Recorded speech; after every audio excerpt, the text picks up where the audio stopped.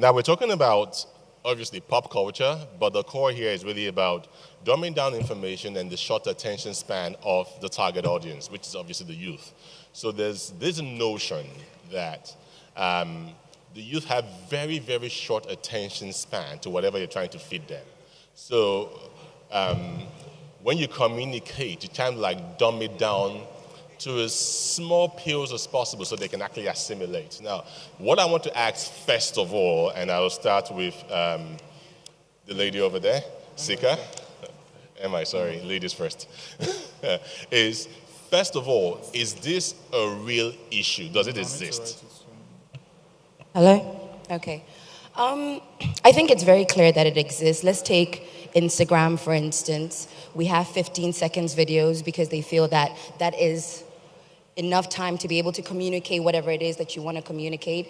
Even on YouTube, if you're putting things on YouTube, etc., online, everybody advises that because of the short attention span, make it as short as possible, otherwise people will lose interest. These are things that are definitely, words that are definitely put out there. So it is an issue that exists, yes. Leslie, what's your take on that?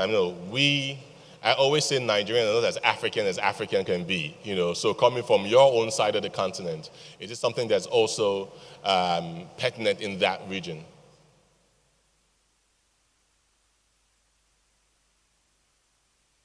Oh, okay, sorry, he wasn't on.